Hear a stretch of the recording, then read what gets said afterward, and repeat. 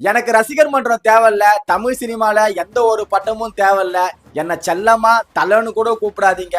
உங்க லைஃப நீங்க பாருங்க, என் லைஃப நான் பாத்துக்கிறேன். நான் ஒரு சாதாரண நடிகர் தான். என்னோட படம் பிடிச்சிருந்தா நீங்க வந்து தியேட்டர்ல பாருங்க, பிடிக்கலையா ஸ்கிப் பண்ணிட்டு தயவு செஞ்சு போயிடுங்க.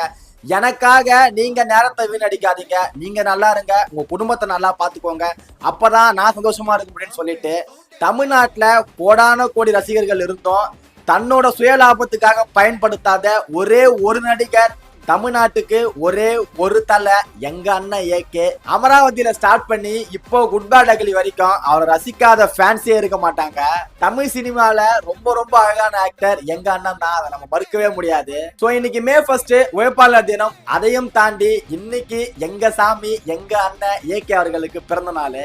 மே 1 வந்துட்டாலே போதும், ஏகே ஃபேன்ஸுக்கு ஒரு திருவிழா மாதிரி இருக்கும். நிறைய ஓஜி ஃபேன்ஸ், நிறைய ஓஜி ஆமைஸ் அவர் சொன்ன அந்த ஒரு வார்த்தைக்காக இப்ப கட்டுப்பட்டு செலிப்ரேஷன் எதுவுமே பெருசா பண்ணாம இருக்காங்க. ஏகே 64 வரட்டும், மொத்த செலிப்ரேஷனும் அன்னைக்கு காமிக்கிறோம். சினிமாவையும் தாண்டி தன்னோட 55 வயசுலயும் பேஷனை நோக்கி ஓடி அதுல ஒரு மிகப்பெரிய வெற்றி அடைஞ்சு இன்னைக்கு தமிழ்நாடு மட்டும் இல்லாம இந்தியாவுக்கே பெருமை வாங்கி கொடுத்திருக்காரு நம்ம ஏகே சாரு. இதுக்கு மேல அவரை பத்தி சொல்றதுக்கு வார்த்தையே இல்ல, சொன்னா இன்னைக்கு ஃபுல்லா சொல்லிக்கிட்டே போலாம். Wish you happy birthday AK sir, keep inspiring as. நன்றி. நான் உனக்கு தர்றது சோறு இல்ல தம்பி, இம்ப்ரமேஷன். இம்ப்ரமேஷன் இஸ் வெல்த்.